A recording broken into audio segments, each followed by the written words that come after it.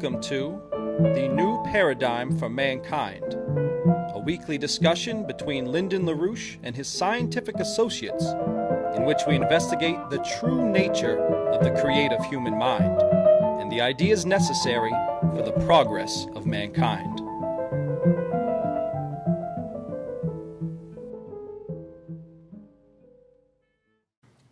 Hello and welcome. Today is September 4th, 2013. My name is Creighton Jones, and joining me today are Benjamin Deniston and Jason Ross from our scientific research team, and of course, Mr. Lyndon LaRouche. Now, I'd like people to step your memory back just a few years to the year 2008. People remember that was the election between John McCain and Barack Obama, where the idea was Obama represented a new era, a new history for our country, a new progressive movement into the future, versus John McCain, who represented the stodgy old past, a relic or a carryover of the tradition that we wanted to leave in George Bush. But now look at where we are today.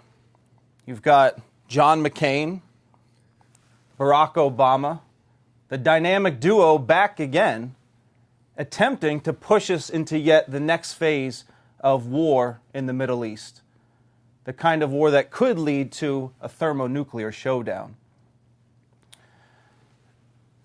Now, what you've really got is you've got a continuation of exactly what we had wanted to get out of whenever we stepped away from the presidency of George Bush, which was a carryover of the legacy of his father, which was a carryover of the legacy which brought about the assassinations of the Kennedy brothers and Martin Luther King, who in those assassinations were attempting to put the final nail in the coffin on the policies that had been revived by one Franklin Roosevelt.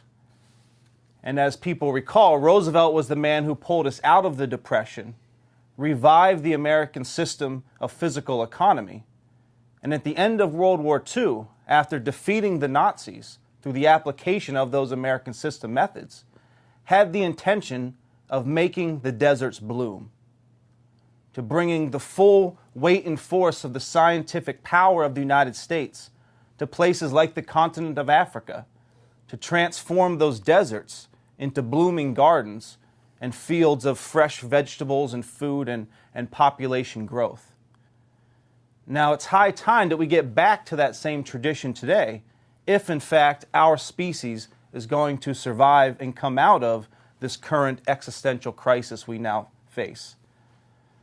So with that, I'd like to kick it over to Jason, who has some things to say about those who would rather see us go down that path of greenism and mass death. All right. Yeah, this environmentalist problem, it's sort of a catch-all word that encompasses a lot of things right now. That's something that needs addressing. And I think the report, the special report, the 21st Century Special Report on a New Economic Platform, the Nuclear Thermonuclear NWAPA 21, that should be available, it will be available as a PDF on the 21st Century website within the next couple of days. And we're going to be printing some thousands for distribution around the country as well. This overall intervention is very important because it lays out what platform is the alternative to the direction of extinction, which we're currently going in. You know, we've talked a little bit before about how people who think the world's overpopulated, they're already winning, that the rate of growth of the world population is already decreasing, and it's projected officially by the U.S. Census to stop in just a few decades. You know, what the NWAPA platform gives us an opportunity to do is, for one thing, as we've discussed many times, the basics of the NWAPA program and the water it would make available and the increased independence of the human species from the whims of our environment by providing a stable, long-term water supply that would enable us to dramatically increase agriculture and industry in the Southwest, as well as changing the weather patterns in the continent overall for the better. But very importantly, it's also, you see, it wouldn't be possible to build NWAPA if you imagined a hypothetical world in which we're building NWAPA and yet people are terrified of nuclear power plants and think the world's overpopulated. That doesn't exist. That'll never happen. You can't do that. We need to have a shift where we're breaking away from the anti-human agenda that is dominating all over the place, politically and then also socially and culturally. The idea that there's too many people on the planet, that we're having we're causing global warming, that we're polluting everything, etc. It isn't true, and it finds its origins not in people who had a concern for their fellow human beings, but from some of the worst forces that anybody considering themselves a progressive would have hated centuries ago. Thomas Malthus, the somewhat modern originator of the idea that there was a population problem, who said that while population grew in an exponential way, the food that could be derived from the land grew only linearly, and we were going to reach a point very soon, and he wrote this several centuries ago, that he was concerned that very soon we would reach that limit and people would just start dying all over the place and we wouldn't have enough food for everybody. Now, obviously, that didn't happen because unlike, a bunch of bears wandering around looking for food, we create food. We are farmers. We're not gatherers and fishermen alone. We create food. We create new kinds of food. They take India, for example. In the anti-growth element had taken over the U.S. so rapidly also with Kennedy's murder that Johnson, when approached by Indira Gandhi for food assistance, for aid for the famine that was striking India at the time, told India, he said, I'm not going to give you guys any assistance. I'm not going to give you any aid unless you implement a population control program. And at its height, there were some 6 to 8 million sterilizations, abortions, things of this sort that were basically pushed by U.S. aid on India to solve the population problem, because that's why people weren't able to eat. However, Norman Borlaug, the father of the Green Revolution, that actually involved making things green, like food, he grew things, the developments that he made in rust-resistant wheat that was able to have a thicker stalk and support more wheat per plant, multiplied the grain output by 6 times per field. So India, from the time of Johnson saying you guys have to cut your population and that's your problem, India had become a food exporter in only a half a decade, thanks to the new technologies in food, which gave the lie to the idea that this was a population problem. It's not. We create a platform on which we live. So this special report that goes through the nuclear, thermonuclear NWAPA 21 makes the point that the breakthrough of fusion, which has been suppressed and held back for decades, we could have had fusion by now. The only reason we don't is political. I mean, the incredible chronic underfunding. It's actually amazing what these fusion scientists have been able to do, despite the pittance that they've received from the world's governments. I mean, not to get into the details, but the Lawson parameter, which is a product of several important components, parameters for developing fusion, this has been increased by 4 orders of magnitude, 10,000 times over the past few decades. To get to ignition and commercial fusion, we only need a further increase of about 10 more times. That's eminently doable, very quickly.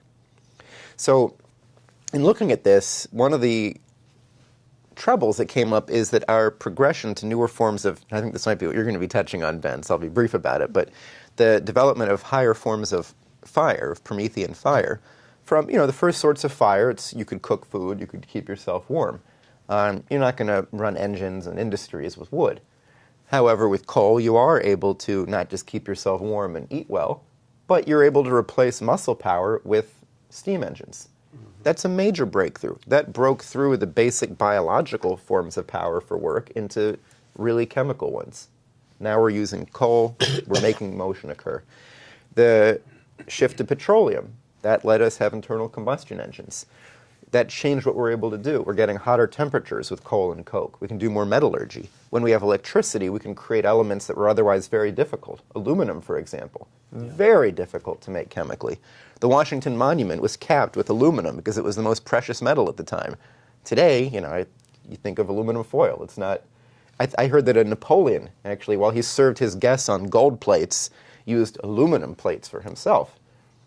Today, that wouldn't seem extravagant. It would seem just like a cheap plate. Because when we have electricity, instead of only chemistry, aluminum is not that difficult to make. However, with fission, with nuclear power, we never really made a new platform. For the most part, nuclear power has only been used for electricity or for the same kinds of, just generating motion on the nuclear navy, for example, and a slight application in things like, making the what we need to have smoke detectors and some medical tests, but that's a very small component of it. We had a new technology, and we basically just used it to make electricity, which, as there's a quote in the report, would be like saying that the breakthrough of, I'm misrepresenting the quote, but it would be like if we developed electricity just to replace whale oil lamps at home to read a book in the evening. Right. If that's the only thing we did with electricity, that would be very silly. And that's basically new applications. Right. And that's basically what we did with nuclear. We've got this whole new thing, the power of the atom, the nucleus. We're mastering all of this, and we're going to use it to boil water and spin a fan. Right. If we only use electricity as pilot lights for our gas stoves or something. Yeah, right. So the potentials of fusion with the fusion torch, making materials, having another totally huge breakthrough, the way that electricity did in part with some of our materials like aluminum, is tremendous. And there are other applications also for construction techniques. I mean, when you think about it, tunnel boring machines are amazing. They're made by these incredibly high-tech Swiss companies. They're like a big mouth. It's like gnawing through the rock, and conveyor belts built in and things to build the supports around the tunnel. It's pretty incredible what they do. Mm-hmm. But when you consider that the most state-of-the-art way of moving rock that we have is basically taking a pick to it and smacking it, except with a big machine that has the same sort of physical effect of just grating away at rock. Mm-hmm. Where are we? Where is the use of nuclear technology for this? Nuclear explosives, controlled nuclear explosives. That's a way easier way to build a tunnel. So look at all these tunnels in Nawapa. That's a long time to build a 40-mile tunnel. Mm-hmm. If we're actually using nuclear, we could move beyond that. So I want to say a little bit more about this environmentalist, anti-human problem that we have overall, because it's difficult to push for policies of true progress when there's a prevailing attitude that overall we shouldn't exist anyway. Yeah. That the worst form of pollution on the planet is babies. That all these new swarming human beings all over the place, this is the worst pollution. We're a pox on the planet. If that's the prevailing attitude, are you really going to build Nawapa? Are we really going to get, support for developing fusion? Or are we going to not be able to prevent completely insane wars from being started? So let me I'd like to read a quote for you from a famous person. Maybe you can guess who this is. This person said, "I agree with you that society has no business to permit degenerates to reproduce their kind. Someday, we will realize that the prime duty, the inescapable duty of the good citizen of the right type, is to leave his or her blood behind him in the world, and that we have no business to permit the perpetuation of citizens of the wrong type." Sounds like Adolf Hitler. That was actually President Teddy Roosevelt. He's definitely not speaking softly there, is he? No, he's got a big stick, yes. That's what he's doing there. Bully. Yes. Being a bully, yeah. Or this charming statement from the founder of Planned Parenthood, Margaret Sanger. She said, "All of our problems result from overbreeding among the working class." Now, today they might leave out among the working class, but the location of Planned Parenthood clinics and the massive support of aid over the past decades from the United States for medical aid to third world countries, actually going to sterilizations, condoms. You go to there's a story, you go to a hospital in Kenya and there's really nothing available there in the hospital. However, the surgical theater specifically for sterilizations, that's well stocked. They got, storerooms full of condoms, but no antibiotics. Right. So that's the way you're going to treat people? Just by killing them? Maybe they can just, stock some sodium whatever, I'm forgetting the name of it, poison. You saw they had that scandal in California recently where female prisoners were being involuntarily sterilized. Yes, and this occurred very massively across the 20th century. There was, the British eugenics outlook had moved here, as was seen, with the Bush family support for Hitler. They weren't the only ones. There was widespread support for this worldwide from this British imperial, go back to Babylon and the notion of the the flood being created to get rid of all these excessive people that were angering the gods with their peskiness.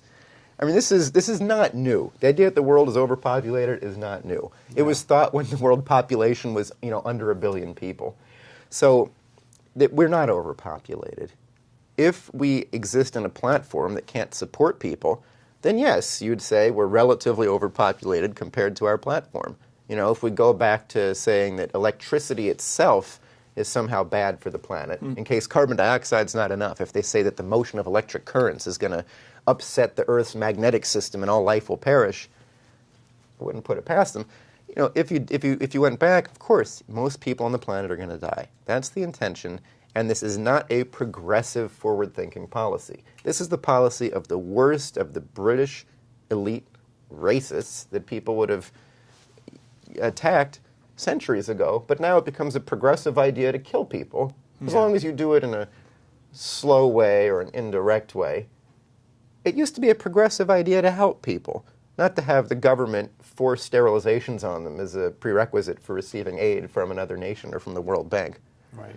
So anyway, that's kind of a lot on that. But overall, there's a lot involved in this special report and the idea of the overall NWAPA platform, that this is a conception of the human species. We need a breakthrough in the conception of what the human species is.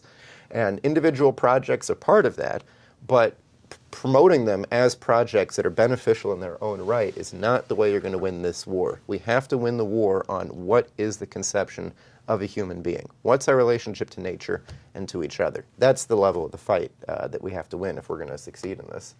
We might actually find out that given what we need to do in terms of development and growth, we may in fact be underpopulated in terms of the amount of people we need to accomplish what mankind must do at this time. Yeah, I think that's the key issue you ended with, is the redefining for people what mankind really is. And, Lynn, just to go to your continual emphasis, just to make the point, I mean, people have to get this idea that mankind is not biological, right? Mankind is defined by the creative powers of the mind. This point about fire, and mankind beginning with fire, I think is going to be a critical element to get across to the American people, that the distinction of mankind from any animal species begins when you see this evidence of mankind wielding this power, and wielding this power of fire to separate him from merely a biological existence. And this defines, if you look at what we have in this report, the mankind is the power of controlling higher and higher levels of fire, and that defines the need today to go to this thermonuclear level. But the problem here is actually a little bit simpler, because what we're dealing with is kinds of ideas which really are not real. The problem is we've had a species on this planet called the upper class, the oligarchy. And the oligarchy has somehow taken control of the planet and has done pretty much everything possible to reduce the population of the planet of what they call the lower classes, or the slaves. And what happens then, therefore, the planet's life is determined by these killers who kill and suppress human beings. This will have to be changed, because we cannot possibly... mankind is a different kind of species than these jerks think. The characteristic of humanity is that we are people of fire. Now, the people of fire is one way of explaining it. But what it really amounts to is that we go to higher energy flux densities in our practice per capita, and this rise to higher energy flux densities is what enables human beings to become human beings. So what we're dealing with this class of predators, actually predators, that's their function, who prevent this process. And what I'm working on now is, of course, to realize that we don't realize how stupid we are as human beings. Now, some human beings have recognized that, in the sense of saying that we have to progress to higher energy flux densities. But that's what's been suppressed, and this class that is determined to do that tries to kill off the population as a way of dealing with their non-performance. And this is something I'm working on because from a different standpoint than usual, when I deal with energy flux density and say energy flux density is the measure of the progress of mankind, that's true. It's biologically and otherwise true. And so if mankind is going to deal with any crises that faces us, it's going to be along those lines. Now, mankind has a record, two parts.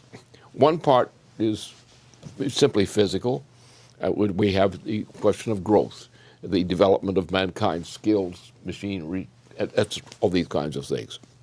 But the real one is the fact that we are shutting off our ability to recognize that we have a destiny inside this solar system.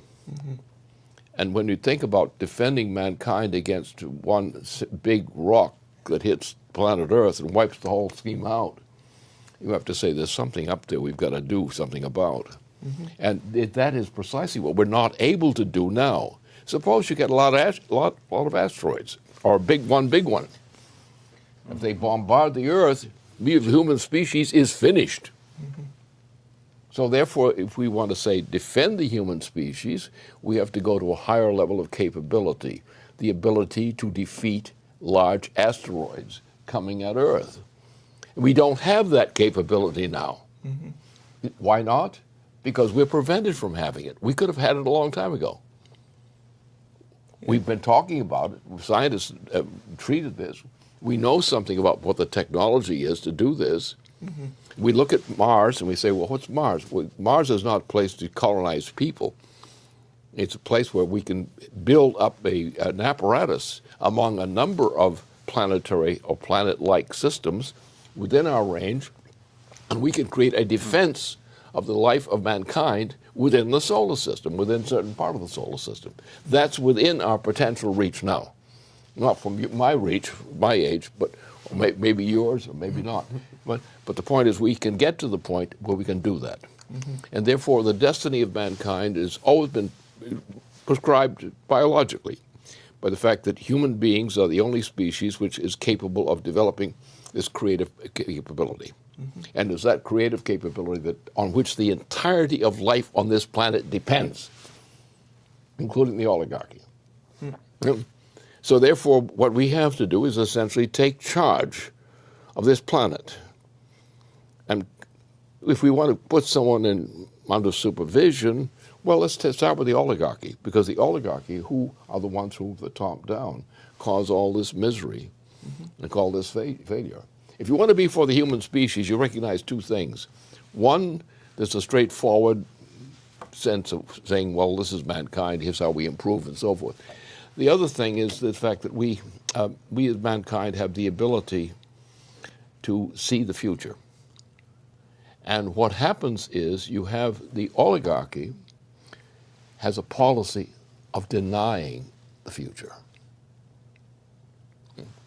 Therefore, they are the indecent species. Mm-hmm. They're the species we should eliminate because they're getting in the way of humanity.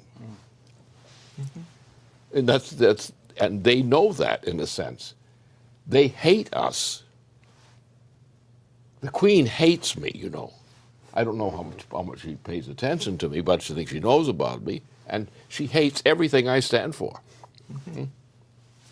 And hates everything that other people, similarly, to my opinion, stand for. But the key thing, the beautiful thing about mankind is not only the only species we know of which is capable of foreseeing the future.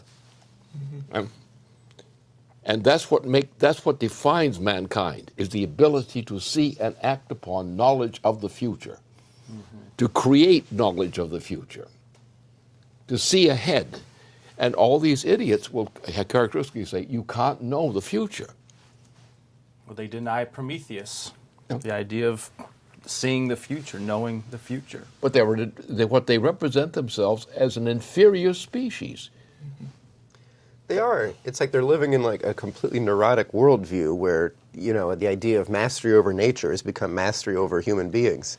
Like, think about some king or nobleman in the Middle Ages. Here, they're lording it up. They think they're hot shit. They can order people around. They've got all these servants. They don't have glass windows because that wasn't invented. They probably got lice. They don't have any ability to get any medicine or anything. Probably smell really bad. Yeah, and they probably thought there were too many people, and that they thought like they might be the apex of possible civilization. It's like, well, of course not. If your view is control over people, you're looking at people as we are right now, as opposed to what are we gonna do in the world? What are we gonna do in the universe? What are we figuring out about that? It's sort of like being a child, not just a child, a very bad child, actually. Well, take the case of Troy. It's a very important case. It was something which the Furtwängler family had a good deep influence in this process, the discovery of Troy.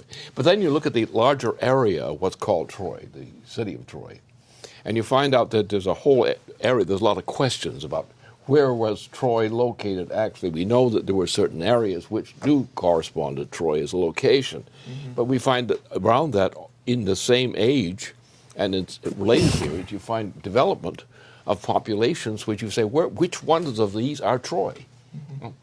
You have some idea of where the city of Troy might have been, but you don't have a view of where did this whole population of this whole region come from? The evidence of this thing, and you find out that we don't know. But what we do know is that the killing off of the people of Troy and the destruction of the city, that we know. And that's been kept verified in many respects, but not as to what the limits were, what the people were, so forth. We know the area, we know the population, we have the evidence, we can date it properly, all those sorts of things. But the fact is that here you had the Greek population went on a genocide campaign to exterminate an entire population of the city of Troy.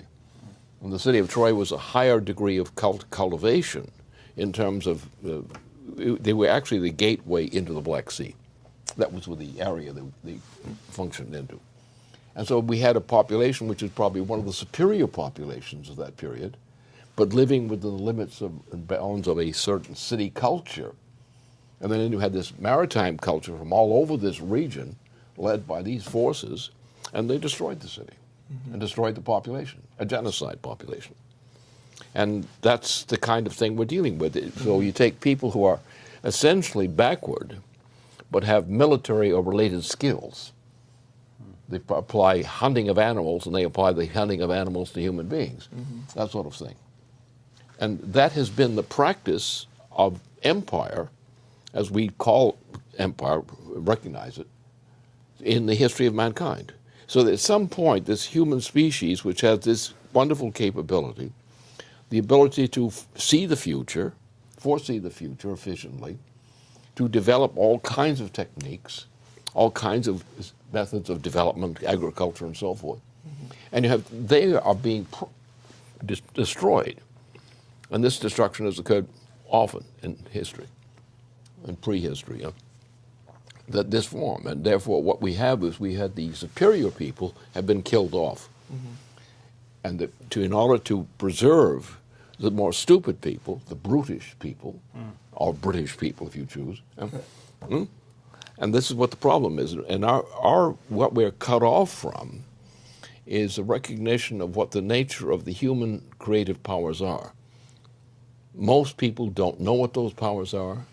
They have been prevented from knowing what those powers are.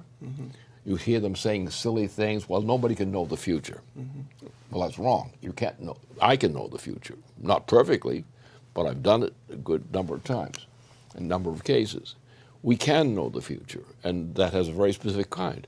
And the future leads us to progress, to what we call progress.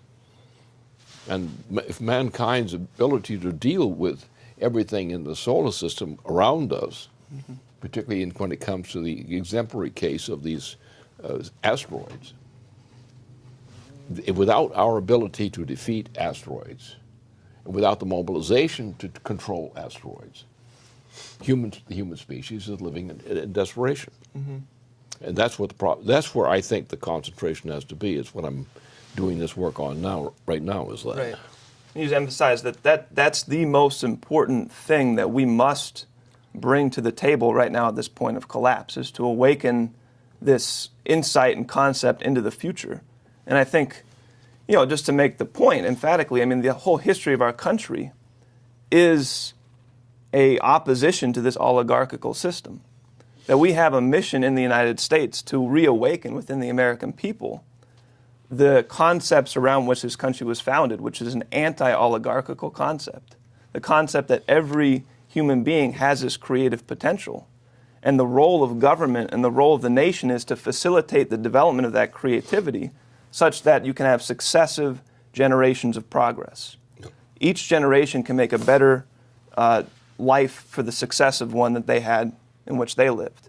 And that is the core history of this country has been built around that concept. So we have a unique role and obligation, really, in this world situation in the United States to reawaken and reactualize that idea and live that idea and bring that as the solution to the current breakdown. Well, we have it right now. We have it in what you are involved in now in this program of nuclear power, thermonuclear power, thermonuclear driver, oriented toward the Trans-Pacific region as an orientation. Let's take the Pacific Ocean. Let's take the whole region. And let's go now with thermonuclear fusion. By doing that, we can create the basis for the ability to defend Earth against asteroids. And that should be of prime concern. It's a very highly practical thing on one side, because for anyone, it's practical. You have this amount of power, you get this mechanism and level of power, you can do this. And we need this, we need to do this, because we can't increase the energy flux density on the population. We cannot protect life on Earth, right. and we cannot meet the needs of progress on Earth. So therefore, that implies the higher intellectual powers, which are seldom recognized, those of the noetic capability. But the noetic capability is what actually drives humanity. It's what drives the whole history of mankind to develop forward, as no animal species can do. And therefore, we have to get ourselves out of the animal class. Right. And become really, truly function as human beings rather than as if we were simply animals. Right. Yeah, as you said, all life on Earth needs us to do this. Yeah. Life is depending upon us to be human to defend this planet.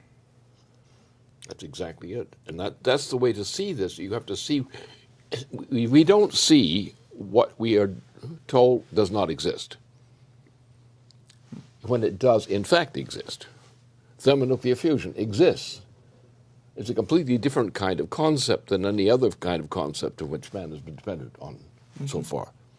But it is the one means which bring us to the level of dealing with the great challenges which fit us within the solar system. You cannot have any efficient effect on Mars of any scale without thermonuclear fusion.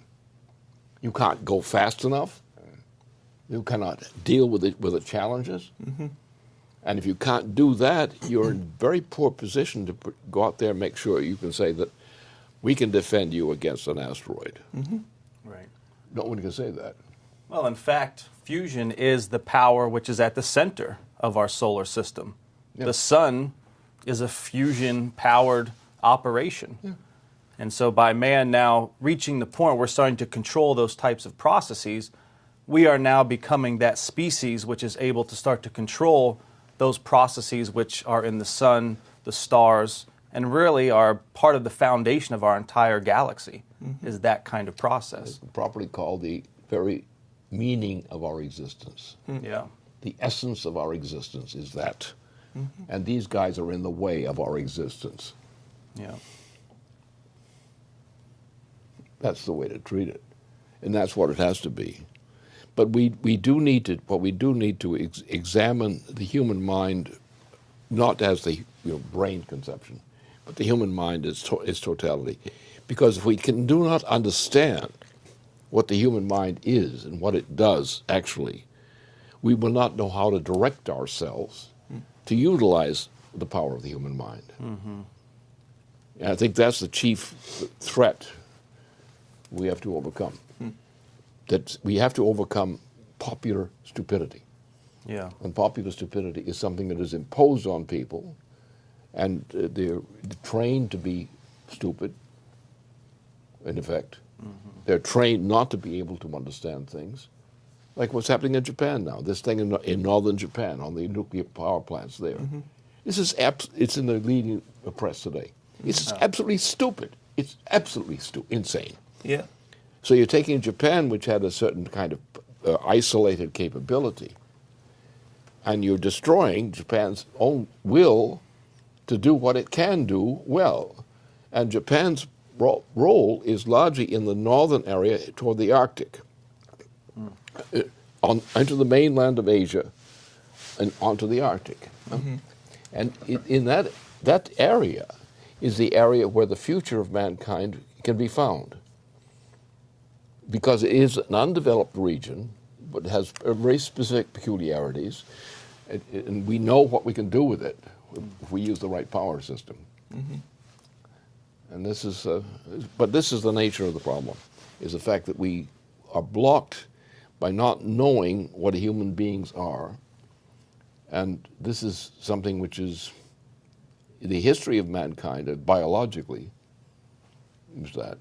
Yeah. Man biologically is a creative being. It's the only species that we know of that is. And therefore, when you suppress the creativity of mankind, deny it, tell people, take it away from them, suppress it, then you are creating a threat to the continued existence of the human species. That's the intention. So that what we try protest against is often the fact that we're not seeing this clearly enough. I think, again, the fusion challenge does pose that in terms of the creative challenge, because what's already becoming clear to a lot of people working in the fusion fields is that the kind of physics and mathematics that have been, have had some practical use up to this point, all break down whenever you start to look at things like the high temperature plasmas and the types of processes you're dealing with fusion. Everything which has had, even if it's had if it was derived from a backwards process, it had some practical application. That breaks down totally when you start to try to understand what's happening in this fourth state of matter, in plasmas, when you're dealing with these fusion processes.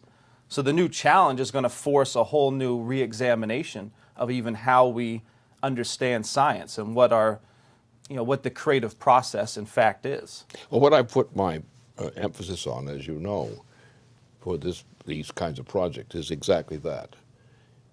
What we've set forth now from the basement operation and related things is already gives us the orientation precisely that we need to do that. And so we're not merely trying to save the U.S. economy or save the economy of the region. We're going on the one vulnerable point where the enemy can be defeated. Right. And that point is to go to thermonuclear fusion. Because that gives us the means to establish our position from a strategic position. And the problem is that presently, our system in the United States today and in other nations today does not have any future built into it. Right. If we go to thermonuclear fusion as a technique, we are breaking free of that barrier. And that's what the enemy fears, is that we will break free. Because you're forcing the issue of what mankind is. Exactly. You're forcing that issue to come up front. You're forcing nations to deal with that. You're forcing the scientific community to deal with that. You have to, people would now have to confront and reconceptualize what is mankind in the solar system. You take the asteroid problem, look at it as we have tried to look at it recently. Put it up against that. What's your only possible way of defeating the threat of the asteroid problem? That's a simple problem. One particular problem. There are other problems in the solar system and beyond. But there's one problem that confronts us. If we do that, If we break free of that barrier, then we are on the road to solution of that great problem. Now we have to look at, again, become more critical of mankind's use of its own mind. And that's what I'm fussing with right now. And that's really what it is. And we just have to awaken people to understand there is a threat of the asteroid threat. This has been known for, better part of a century. So we know that. What are we going to do about it? The thing is closing in on us. Can we do what we have to do in time? And all we need to do is have the thermonuclear fusion driver. And now we're talking about the dimension needed to defend Earth against asteroids. It's not otherwise notable, but it just happens to be the one thing which could terminate the human existence. It's something that's unthinkable to pursue without a fusion platform. No, I mean, exactly you're obviously not gonna do anything to stop an asteroid with a pile of biomass. And this is where the Mars orientation has been wrong, because they've been thinking of Mars in the wrong way. They thought of it of how colonizing Mars. That's not the point. How about the artificial colonization of Mars? How about putting devices on there in Mars, developing devices which could be assistance in scanning the solar system and finding out where these dangers come from? Right. And building a whole network of systems, a network of systems out there. And that's the only way you're going to find out. He's not going to get satisfied to find out where these things are. We don't do that. So it's simply, this is the next step, which is not the next step, it's not the end of anything. But that next step is necessary to get us through what we recognize as the immediate threat to human existence, apart from the fools we have around us now. Right.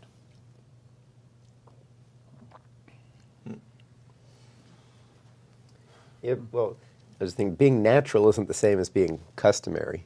No. I mean, to some, to a society, let's go back some time, without sanitation or germ theory of disease, you could easily find endemic diarrheal diseases, cholera. It's not natural to have terrible health and have diarrhea your whole life. It's something you can overcome. Yeah, but the very existence of the human species has always depended upon the rise to higher energy flux densities. We initially had the South of Africa was one of the areas where human beings had cultivated. That's where we first found evidence of what the difference between man and an ape was there. But now we've developed an ability to take over more and more of the climate of Earth, to control the climate of Earth, to control the proximate climate of Earth. Now, we've been able to get to the moon and beyond, proximate. Now we've got the threat before us is the threat of the asteroids. That's the one big asteroid hitting us in just the right place or the wrong places, if you choose to make that distinction. And we're out of business. So therefore, anybody who's talking about the human species, if they're talking about the future of the human species, and they're not talking about this, and they're not focused on this, then they are in opposition, and they are a menace to the humanity. Their stupidity is a menace to humanity. And otherwise, it's a menace to humanity. The Queen of England is a menace to humanity, for example. But she's only typical of that thing. Yeah. And therefore, that's why we have to really have a science driver program, but very well focused. And the first place to focus is to examine the way the human mind works, the noetic capabilities of the human mind, not just the other possibilities. If you don't look at the noetic character of the human mind, which is inherent in the whole species history, we always go to higher orders of energy flux density. Without that, mankind would not exist today. And that's the only way mankind can exist. And thermonuclear fusion brings us to that point. So if we can do that, that's the mission we must adopt. Yeah.